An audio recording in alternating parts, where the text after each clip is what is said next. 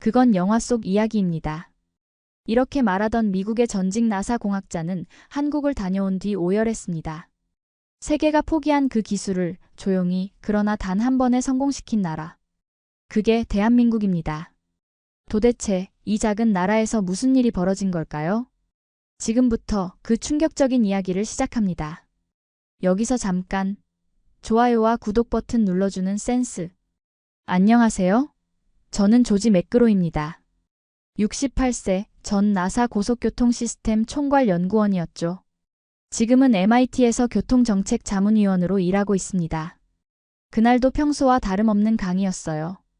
강의실에는 20여 명의 대학원생들이 앉아 있었죠.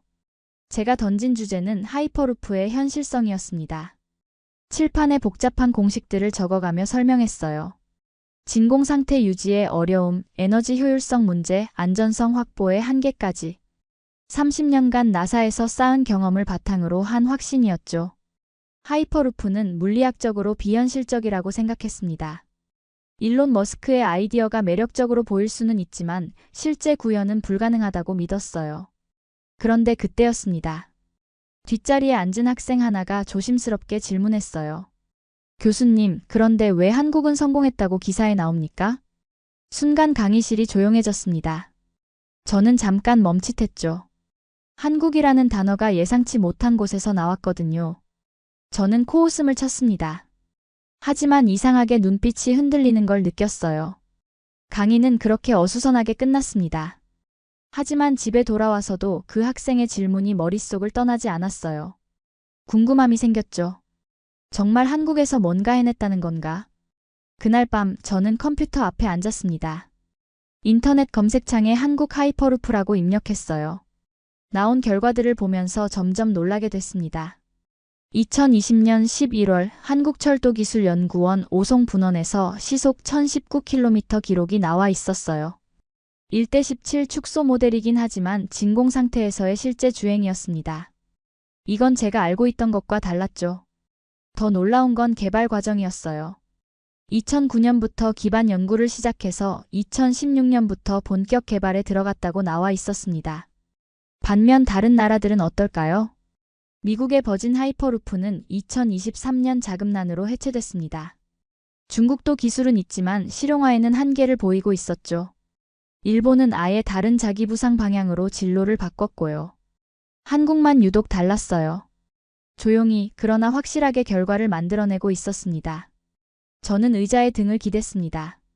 30년간 쌓아온 확신이 흔들리기 시작했어요. 정말 제가 틀렸던 걸까요? 한국에서 뭔가 놀라운 일이 일어나고 있는 건 아닐까? 그날 밤은 잠이 오지 않았습니다. 머릿속에서 계속 그 숫자가 맴돌았어요. 시속 1019km. 진공 상태에서 실제로 달린 기록. 다음 날 아침 저는 여행사에 전화를 걸었습니다. 한국행 비행기표를 예약했어요. 목소리가 떨렸습니다. 68세 늙은 공학자가 자신의 믿음을 의심하게 된 순간이었죠. 이제 직접 확인해봐야겠다고 생각했습니다. 인천공항에 내린 순간 저는 묘한 긴장감을 느꼈습니다. 68세에 혼자 한국에 온다는 게 쉬운 일은 아니었거든요. 하지만 호기심이 두려움보다 컸죠. 서울에서 남쪽으로 약 2시간 거리에 있는 충북 청주시 오송읍. 그곳이 제 목적지였습니다. 택시 기사가 영어로 물어봤어요. 어디 가시냐고. 저는 종이에 적어둔 한글 주소를 보여줬습니다. 한국철도기술연구원 오송분원이라고 적혀 있었죠. 기사는 고개를 끄덕이며 출발했습니다. 창밖으로 보이는 한국의 풍경이 신기했어요. 고속도로를 달리는 동안 계속 생각했습니다. 정말 이 나라에서 세계가 포기한 기술을 해낸 걸까? 오송에 도착했을 때는 오후였습니다. 산업단지 깊숙한 곳에 위치한 연구단지는 생각보다 조용했어요. 눈에 띄지 않는 곳에 자리하고 있었죠. 겉보기엔 평범한 연구소 같았습니다. 정문 앞에서 저는 잠깐 망설였어요. 갑자기 찾아온 외국인을 받아줄까 싶었거든요. 하지만 용기를 내서 경비실에 갔습니다. 영어를 할 줄 아는 직원이 나왔고 제가 MIT 교수라고 소개하자 놀라더군요. 그때였습니다. 한 사람이 다가왔어요. 50대 후반쯤 되어 보이는 남자였습니다. 작업복을 입고 있었는데 손에 기름때가 묻어 있었죠. 전형적인 현장 기술자의 모습이었어요. 김만수라고 자기소개를 했습니다. 오송시험선 공사 및 유지 관리를 담당하는 기사라고 하더군요. 30년 차 베테랑이라고 했어요. 영어를 조금 할 줄 아는 것 같았습니다. 김만수는 저를 보더니 웃으며 말했어요. 미국에서 오신 교수님이시군요. 이런 걸 믿는 건 미쳤다고 생각했죠. 저도 처음엔 그랬어요. 그의 말투가 솔직했습니다. 가식이 없었어요. 하지만 한국에서 직접 보기 전까진 모르는 거였어요. 김만수는 제게 안내하겠다고 했습니다. 연구소 내부로 들어가면서 그는 계속 이야기했어요. 자신이 처음 탄 기차는 시속 25km였다고 했습니다. 그때는 사람들이 숨을 못 쉴까봐 걱정했다고 하더군요. 그런데 지금은 어떻습니까? 제 아들도 철도 엔지니어로 일해요.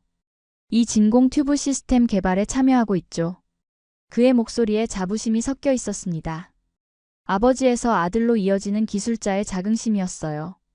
연구소 건물들 사이를 걸으면서 저는 주변을 살펴봤습니다. 밖에서 보기엔 평범해 보였지만 곳곳에 최첨단 장비들이 설치되어 있었어요. 진공 펌프 시설, 고속 촬영 장비, 각종 센서들이 눈에 띄었습니다. 김만수는 제게 말했어요. 곧 김지영 박사를 만나게 될 거라고. 이 프로젝트의 핵심 연구자라고 했습니다. 15년간 묵묵히 한 길만 걸어온 실력파 과학자라고 소개했어요. 저는 점점 긴장되기 시작했습니다. 정말 여기서 뭔가 놀라운 걸 보게 될까? 아니면 그냥 과장된 실험 결과일까? 마음 한편으론 여전히 의심스러웠어요. 하지만 김만수의 진지한 표정을 보면서 생각이 바뀌기 시작했습니다. 이 사람은 거짓말을 하는 것 같지 않았거든요. 30년간 현장에서 일한 기술자의 진정성이 느껴졌어요. 김만수가 안내한 곳은 연구소 내부의 한 회의실이었습니다. 그곳에서 저는 김지영 박사를 만났어요. 40대 초반쯤 되어 보이는 여성이었는데 첫인상이 매우 차분하고 신중해 보였습니다. 김지영 박사는 영어로 인사를 건넸어요. 발음이 정확했습니다. 그녀는 15년간 이 분야에서 연구해왔다고 소개했죠.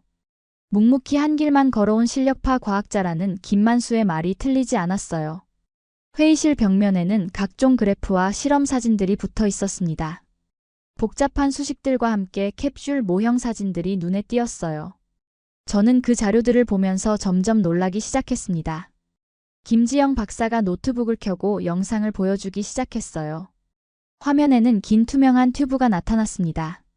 그 안에서 작은 캡슐이 엄청난 속도로 지나가는 모습이었죠. 이건 1:17 축소 모델입니다. 진공 상태에서 시속 1019km까지 도달했어요. 그녀의 목소리는 담담했습니다. 자랑하는 기색이 전혀 없었어요. 그냥 사실을 말하는 것 같았습니다. 저는 화면을 뚫어져라 바라봤어요. 정말 믿기지 않았거든요. 1:17 모델이라고 해도 시속 1000km가 넘는 속도는 상상하기 어려웠습니다.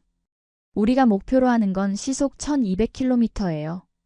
김지영 박사의 다음 말에 저는 말문이 막혔습니다. 시속 1200km라니. 서울에서 부산까지 20분이면 갈 수 있는 속도였어요.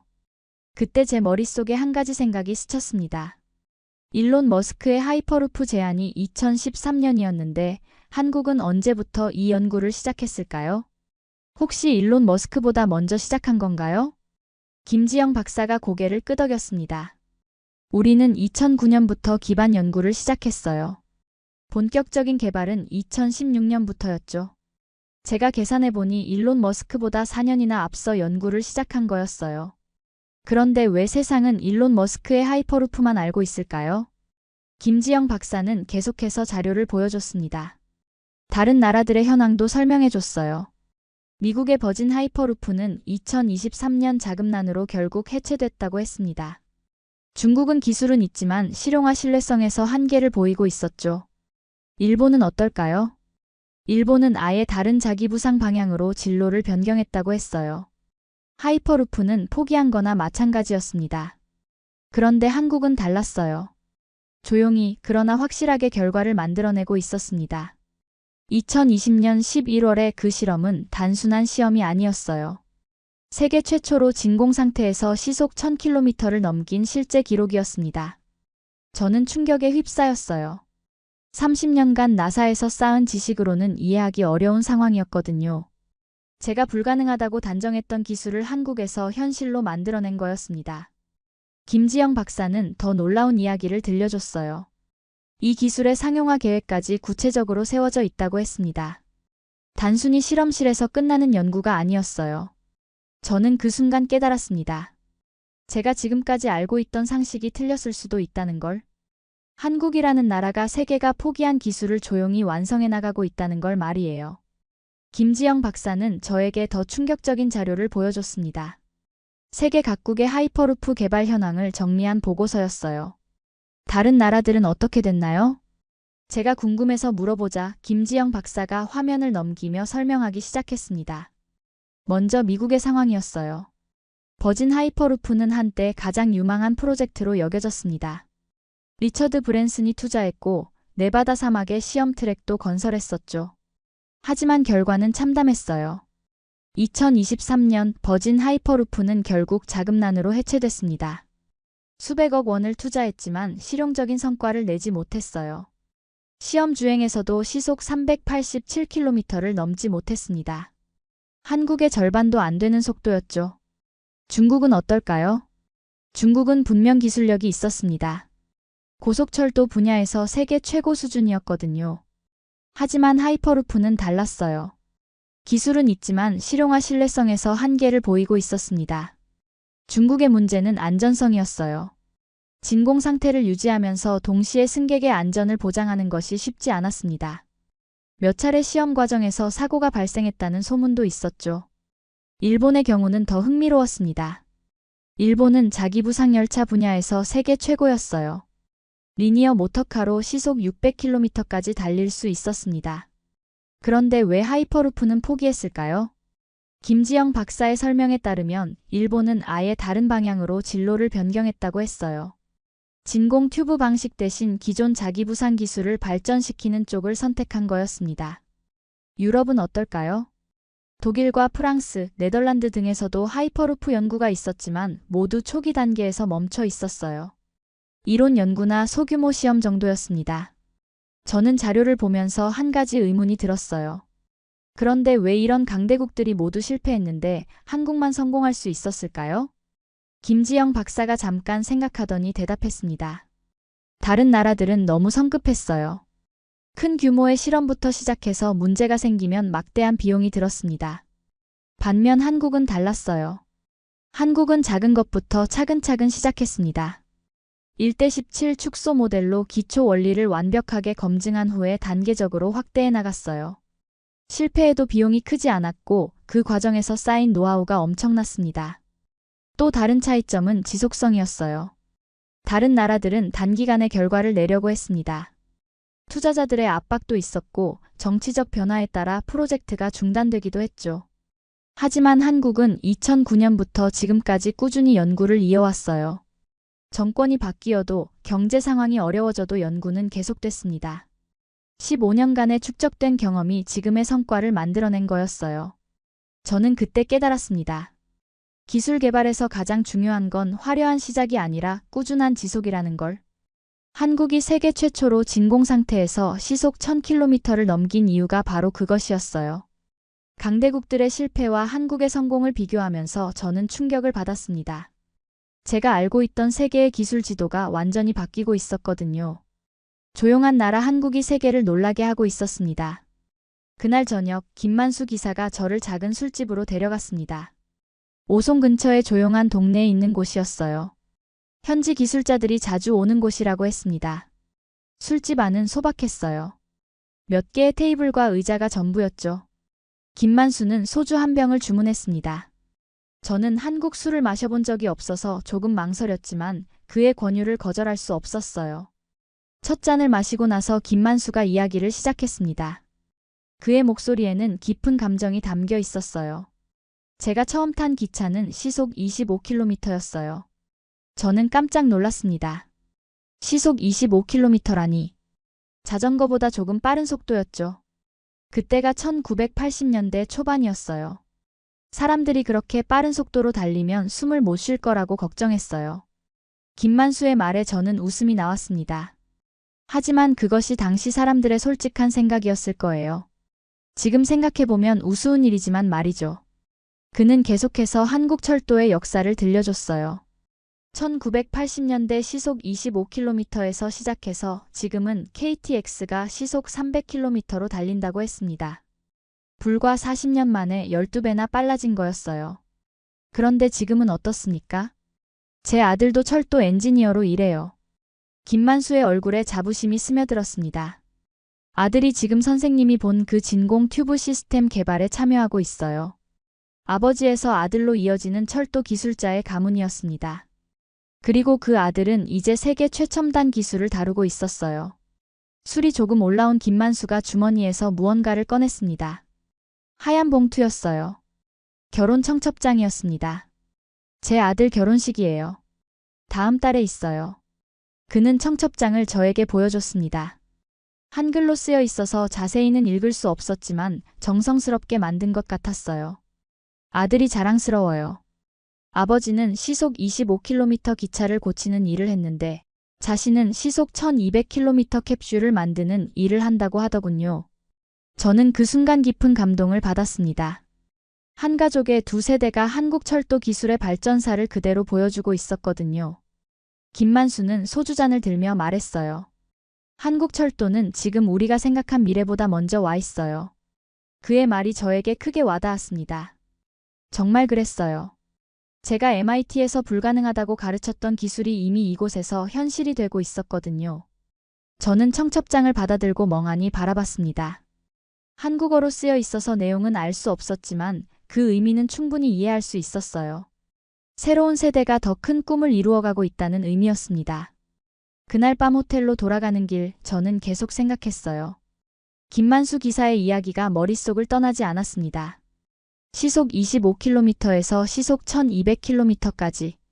한 가족의 역사가 곧 한국 기술의 역사였어요. 저는 청첩장을 가방에 조심스럽게 넣었습니다.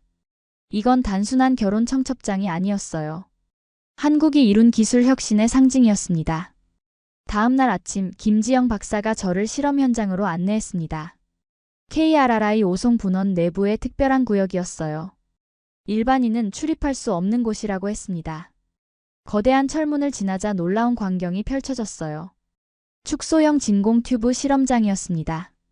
길이가 수백 미터는 되어 보이는 투명한 튜브가 일직선으로 놓여 있었죠. 튜브 주변에는 각종 측정 장비들이 설치되어 있었어요. 고속 카메라, 압력 센서, 속도 측정기까지. 모든 게 정밀하게 배치되어 있었습니다. 이곳에서 2020년 11월에 그 유명한 실험이 있었어요. 김지영 박사가 설명해 줬습니다. 저는 주변을 둘러보면서 감탄했어요. 규모는 크지 않았지만 모든 시설이 최첨단이었거든요. 실험 준비가 시작됐습니다.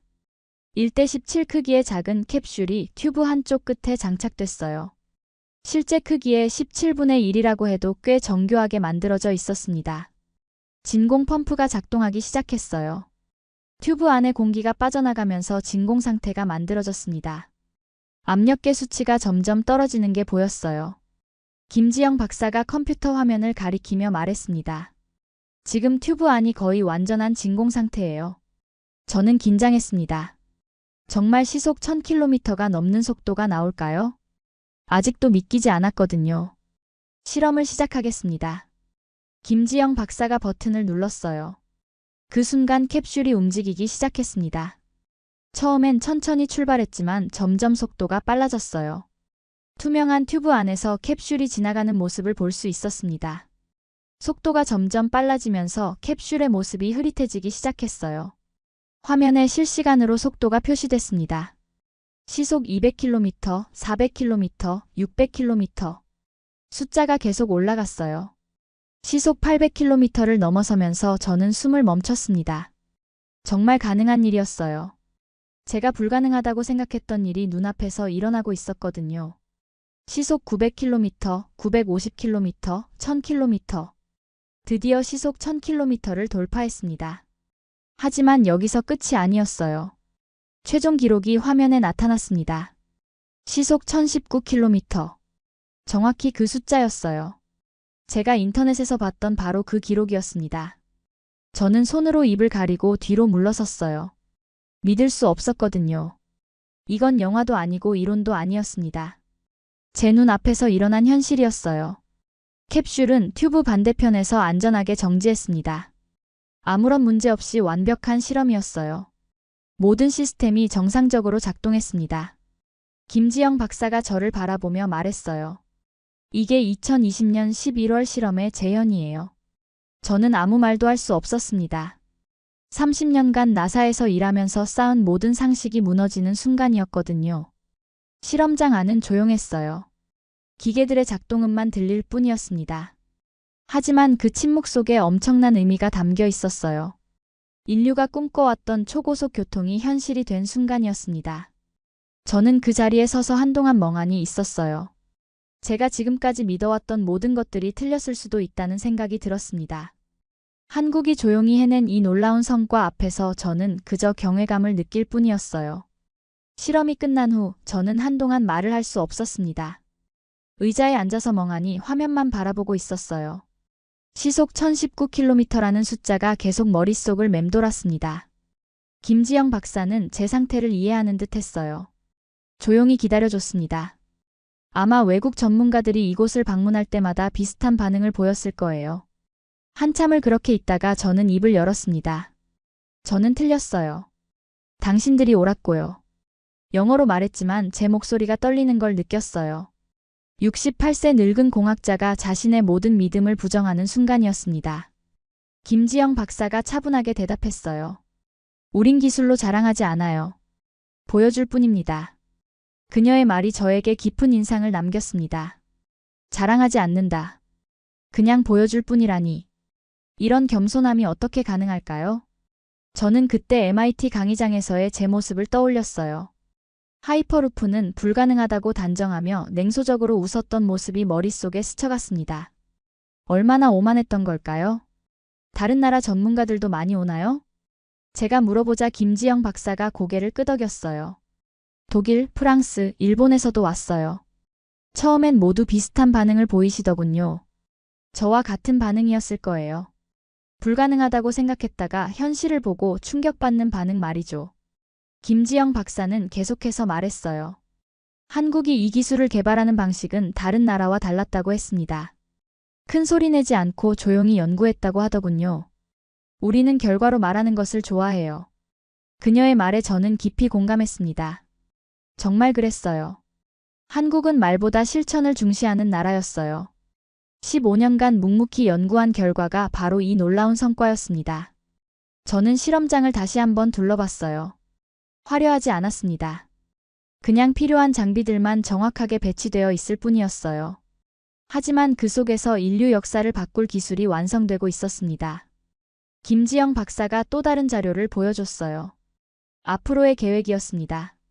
실물 크기 시험선 건설, 상용화 일정, 안전성 검증 과정까지 모든 게 체계적으로 정리되어 있었어요. 언제쯤 실제로 사람이 탈 수 있을까요? 제가 궁금해서 물어보자 김지영 박사가 생각에 잠겼어요. 2030년대 중반쯤이면 가능할 것 같아요. 10년 정도 더 걸린다는 뜻이었습니다. 하지만 그것도 놀라운 일정이었어요. 다른 나라들이 포기한 기술을 한국이 10년 안에 상용화한다니. 저는 그 순간 한국이라는 나라에 대해 새롭게 생각하게 됐어요. 이 조용한 나라가 세계를 놀라게 하고 있었습니다. 큰 소리 내지 않고 자랑하지 않으면서도 확실한 결과를 만들어내고 있었어요. MIT 강의장에서 냉소적이던 제 표정과 지금 경외감에 빠진 제 모습이 너무 대조적이었습니다. 불과 며칠 전만 해도 한국의 기술을 의심했는데 지금은 완전히 달라졌거든요. 김지영 박사와 김만수 기사를 보면서 저는 깨달았어요.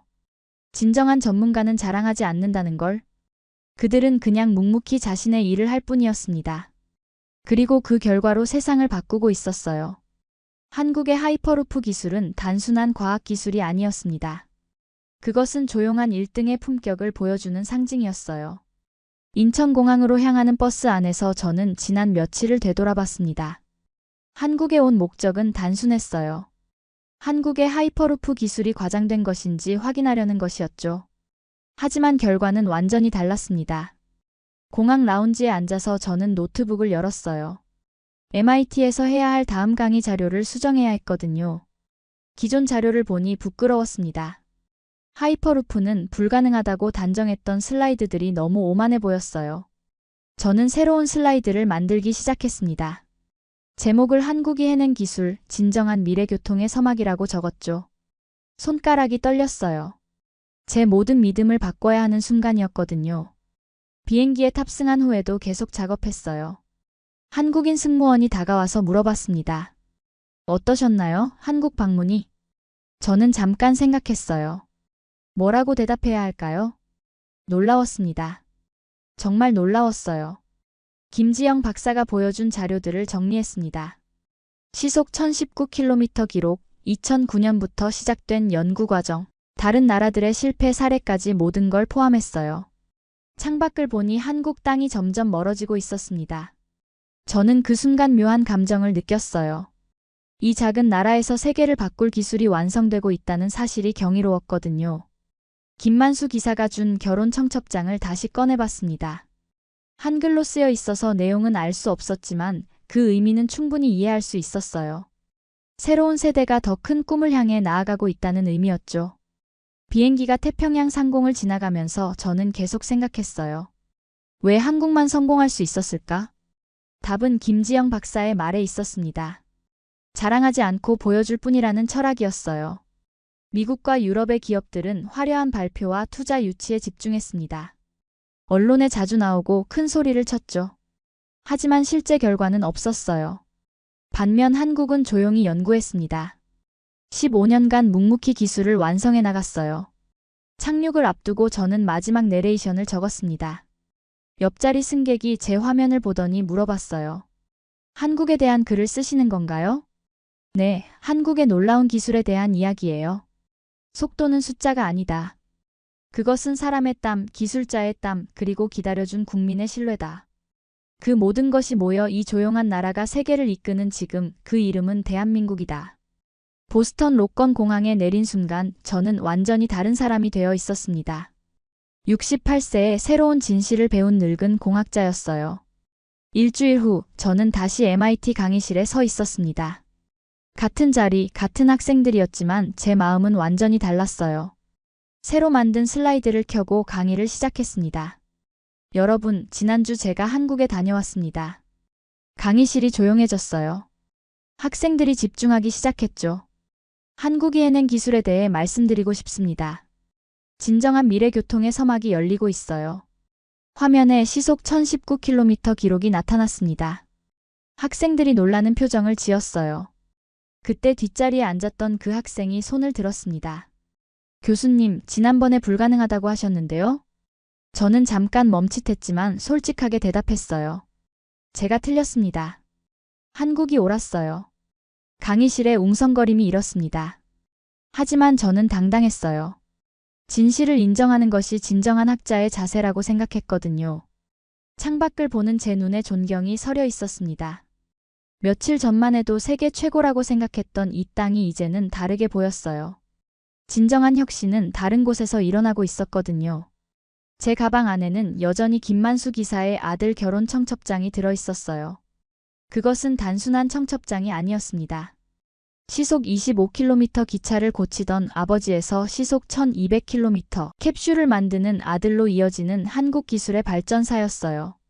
한 가족의 두 세대가 보여주는 조용하지만 확실한 성장의 증거였습니다. 그날 강의를 마치고 나서 저는 한 가지 확신을 갖게 됐어요. 기술이 만든 국격이라는 게 정말 존재한다는 것을. 그리고 그 최고의 사례가 바로 대한민국이라는 것을 말이에요. 오늘의 사연은 여기까지입니다. 이번 영상을 어떻게 생각하시는지 댓글로 의견을 남겨주시고 좋아요를 눌러주세요. 다음에도 더 흥미진진한 사연으로 찾아뵙겠습니다. 지금까지 감동 나누기의 유나였습니다. 긴 영상 끝까지 시청해주셔서 정말 감사합니다.